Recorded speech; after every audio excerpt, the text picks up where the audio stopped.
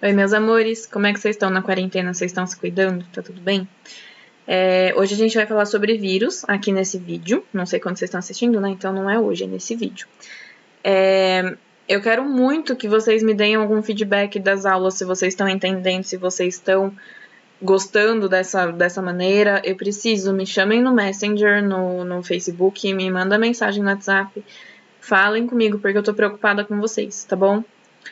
O que precisarem, vocês podem me mandar mensagem. Tô aqui e vou responder, tá bom? Então vamos lá. A gente vai falar sobre vírus. Hoje vai ser uma aula bem de introdução sobre os vírus nesse vídeo. E aí nos próximos vídeos a gente vai vendo algumas outras coisas um pouco mais aprofundadas sobre os vírus, tá bom? Vou ficar aqui no cantinho de novo. Aqui. E vamos lá. Bom, então, vírus. A nossa pergunta provocativa vai ser: os vírus, eles são seres vivos? Eles estão em algum reino? Pelo que a gente viu, né? Nós temos aqueles 5 reinos que a gente estava falando nos outros vídeos. E vírus não estão em nenhum deles. Então, a gente vai entender um pouquinho melhor por que não. Os vírus eles são representados por esses desenhos aqui, que a gente sempre vê, né? E aqui são as imagens deles, as fotografias mesmo, dos vírus no microscópio eletrônico, tá bom? Então, olha aqui como eles são bem parecidos com a representação, com o desenho deles. Esse daqui, por exemplo, é um desse daqui, esse daqui parecido com esse daqui. Então, todos esses desenhos que a gente vê, eles são bem parecidos com as imagens dos vírus mesmo. Mas aí, vamos entender um pouquinho melhor. Então, o que é um vírus, né? A palavra vírus, para vocês não esquecerem, ela vem do latim, aquela língua morta que a gente já estava conversando, né? Ela vem do latim da mesma palavra. Então, vírus, em latim, também é chamado de vírus. Mas aí significa fluido. Que aí é realmente um veneno, né, um fluido venenoso ou uma toxina. Então, vírus sempre tem essa carga negativa, né, é algo que é realmente alguma coisa negativa. Atualmente, a palavra vírus, ela é utilizada para descrever os vírus tanto biológicos, né, como esse que a gente vai ver, e aí a gente se pergunta se são seres vivos ou se não são, e eles também designam qualquer forma de alguma coisa parasita. Então, pode ser, por exemplo, ideias, ou então o próprio vírus do computador. O vírus de computador tem o nome vírus, justamente por causa dos vírus biológicos, tá bom? E aí aparecem vários jogos, várias representações de vírus, né, a partir do vírus biológico, então. As características gerais dos vírus. Eles são acelulares, isso quer dizer, o A sempre significa negação. Então, quer dizer que são não células, tá bom? Eles são acelulares, eles não possuem células. Se eles não possuem células, eles também não possuem metabolismo próprio. Eles são parasitas celulares obrigatórios. Então, se eles não têm células, eles não possuem metabolismo, como é que eles sobrevivem? Eles precisam parasitar células, tá bom? E aí, fazendo esse processo de parasitar as células, eles se tornam agentes infecciosos, então eles causam doenças. E aí, como é uma doença causada por vírus, a gente chama de virose. Já que eles não são celulares, eles não sofrem ação de antibióticos, não sofrem. O remédio que a gente tem contra o vírus é chamado de antivirais, porque se a gente tomar um antibiótico que é contra células, que é contra bactérias, os vírus eles não vão sentir, porque eles não possuem células, tá bom? E uma coisa interessante é saber que os vírus podem sofrer mutações. Então, hoje a gente tem diversos tipos de doenças porque a gente tem diversos tipos de vírus. E esses vírus, eles estão sempre sofrendo mutações, eles estão sempre alterando o DNA, a carga genética deles, tá bom? Aí, se vocês virem algum dia escrito virion, vocês têm que saber que é o seguinte: vírus é o agente infeccioso mesmo. Então, é quando o vírus entra na célula e causa doença. Virion é quando o vírus está aqui no meio ambiente, ele não está em contato com nenhuma célula. Então, ele está, vamos dizer que inerte aqui nesse meio ambiente. Ele está fora da célula hospedeira e aí ele não causa, não está escrito aqui, e aí o virion ele não causa doença, tá bom? Porque ele está fora de uma célula. Quando o virion entrar na célula hospedeira, aí ele vira um vírus, tá bom? Aí a gente passa a chamá-lo de vírus. E aí, para entender qual que é a estrutura do vírus, então a gente vê essas imagens aqui sempre, mas o que significa cada um desses desenhos, né? Para a gente entender essa estrutura, a gente precisa lembrar das características gerais dos vírus. Então, eles são acelulares, eles não possuem células, então eles não possuem metabolismo próprio e, por isso, eles são parasitas celulares obrigatórios. E aí, eles também sofrem mutações. Então, a estrutura do vírus vai ser extremamente vinculada às características gerais, tá bom? Existem esses dois tipos que são bem comuns dessas duas estruturas e aí a gente vai ver um pouquinho mais sobre elas. Então, só para lembrar um pouquinho, eles são parasitas intracelulares obrigatórios. Já que os vírus não possuem célula, eles precisam entrar, por isso intracelulares, tá? Eles precisam entrar dentro de uma célula para conseguir sobreviver. Então, vamos lá. Parasitas, ele precisa utilizar a maquinaria, ele precisa utilizar algum nutriente, alguma coisa de um outro organismo. Então, ele é parasita. Ele é intracelular, então ele parasita dentro de uma célula. E é obrigatório. Por que obrigatório? Porque o vírus, ele só consegue fechar o seu ciclo de vida, né? Ele só consegue se reproduzir, por exemplo, entrando dentro de uma célula. Então, para que ele feche esse ciclo, ele precisa obrigatoriamente entrar dentro de uma célula para utilizar, para parasitar a maquinaria delas e aí conseguir se reproduzir, tá? Então, o termo vírus geralmente se refere às partículas que infectam células eucariontes, lembram disso? Então, são as células que possuem membrana plasmática, citoplasma, ribossomos, DNA ou RNA e núcleo. Então, a célula eucarionte possui núcleo. Enquanto o termo bacteriófago, que é um tipo de vírus, é utilizado para descrever os vírus que infectam procariontes, tá? Então, bacteriófago é um tipo de vírus, mas aí é chamado especificamente de bacteriófago porque ele vai lá na célula procarionte. E as células procariontes, a gente estava vendo nos vídeos passados, são as células do reino Monera. Reino Monera é bactéria, por isso bacteriófago, tá bom? Falando de reino Monera, a gente lembra desse slide aqui que a gente viu, né? Então, eu disse para vocês que eu ia explicar nas aulas de vírus, e aí a gente está chegando nessa explicação agora. Então, quando a gente pensa lá naquele tipo de reprodução sexuada ou naquela troca genética, lembra? Lá do reino Monera, chamado de transdução, a gente está falando de um bacteriófago que infecta uma bactéria, certo? Um vírus que infecta uma bactéria.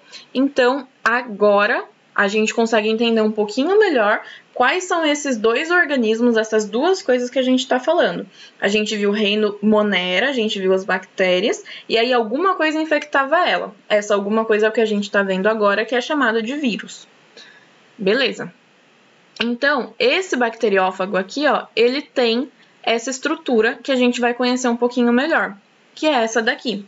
Ele possui um vírus, tá? Um vírus no geral. Ele sempre vai possuir o DNA e uma cápsula.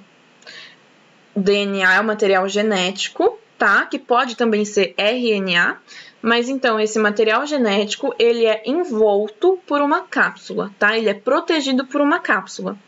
Nessa estrutura, especificamente aqui de um bacteriófago, por exemplo, existem outras estruturas importantes. A cabeça, que é formado pelo DNA mais cápsula, a cauda, que é essa parte um pouquinho mais longa aqui, e as fibras, tá bom? Tudo isso daqui, gente, são formados a partir de proteínas, tá bom?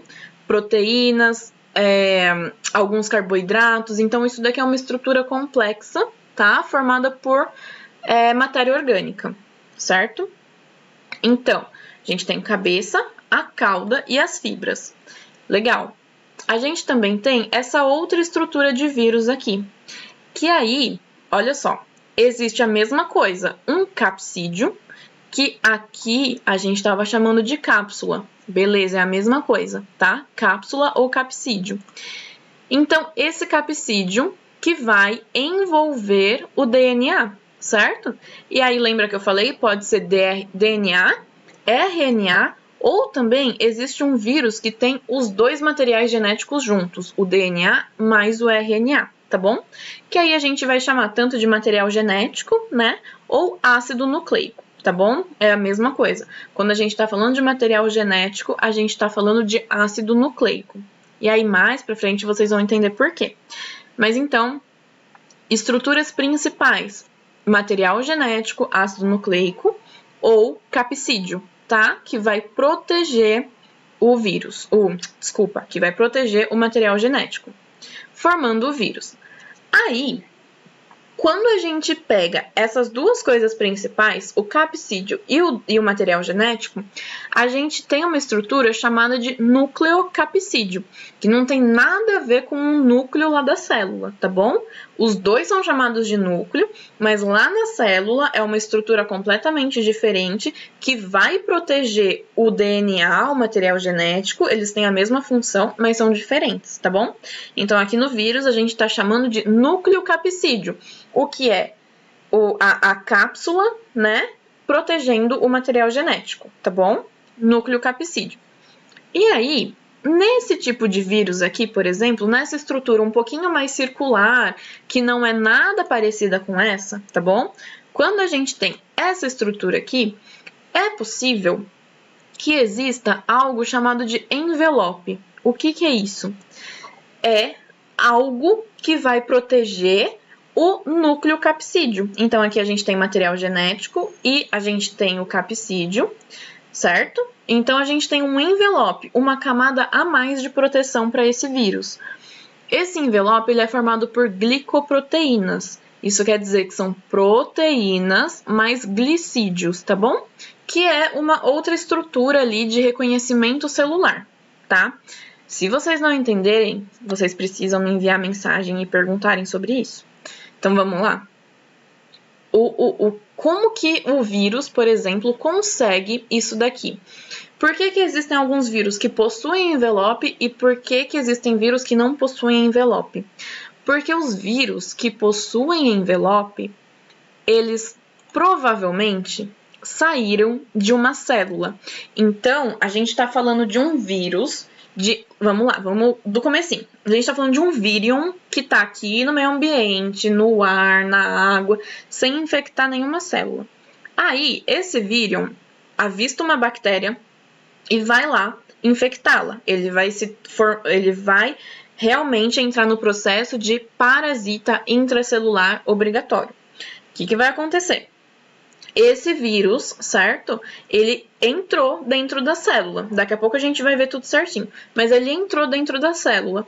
Depois, basicamente, todo o processo de parasitismo do vírus acaba com a célula, com a bactéria morrendo e os vírus sendo espalhados aí pelo ar, pelo meio ambiente. Então, quando a célula morre e os vírus são espalhados, o que acontece? A célula fica tão cheia de vírus, porque os vírus se reproduziram lá dentro, a célula vai ficar tão cheia de vírus que ela vai explodir. E quando ela explode, é a membrana plasmática que rompe, certo? Lembra da membrana plasmática que envolve a célula, o citoplasma, tudo aquilo? Essa membrana plasmática rompe.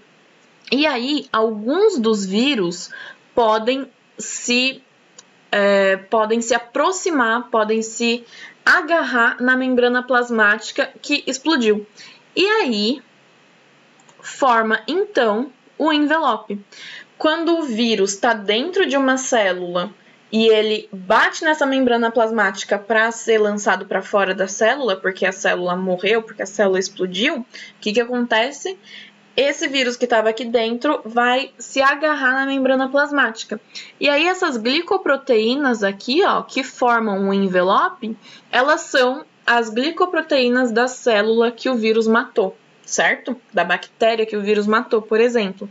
Então, alguns vírus possuem envelope, que é aqueles vírus que pegaram a membrana plasmática, e vírus que não possuem envelope. E aí eles vão ser compostos apenas do capsídeo e do DNA, ou do material genético, certo? Então, a estrutura básica de um vírus, núcleo capsídeo. É isso que a gente tem que lembrar, que é o material genético mais o capsídeo. Estruturas que podem ocorrer num vírus: envelope, formado de glicoproteínas, tá bom?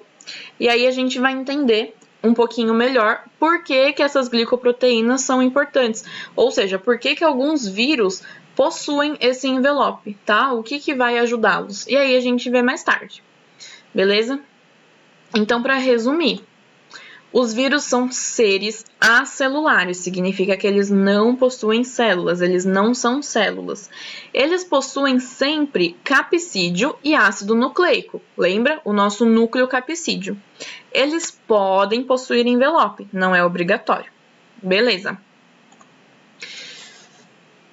Já que a estrutura mais importante do vírus é o núcleo capsídeo, é o material genético envolto por aquela capa de proteína, qual que é a importância real dessa capa de proteína, desse capsídeo, né? Eles são específicos para cada tipo de vírus, então isso vai ajudar muito no vírus que gera, por exemplo, uma doença. Então, aquele capsídeo vai ser específico daquela espécie de vírus, tá bom? E aí a gente está falando de várias proteínas, né? Várias matéria orgânica que produzem, que formam esse capsídeo, tá bom? Por isso que é alguma coisa específica, porque algum vírus pode ter uma proteína X e outro vírus pode ter uma proteína Y que não possua nada a ver com essa outra, com esse outro vírus, com essa outra proteína. E aí, falando dessa especificidade, né, que o capsídeo dá para cada um dos vírus, a gente tem várias categorias de vírus. Por exemplo, os bacteriófagos, que a gente falou, os micófagos, que são aqueles que infectam fungos. Mico é fungo, tá bom? E aí a gente pode pensar também nos vírus que especificamente vão lá e infectam plantas e outros que infectam animais, por exemplo. Então, a gente vai fazendo várias categorizações de acordo com o capsídeo. Falando dessas categorizações, a gente pode começar a classificar os vírus. Então, a gente pode classificar quanto ao capsídeo, tá bom? Quanto ao material genético e algumas outras classificações. Então, vamos lá. Primeiro delas, quanto ao capsídeo,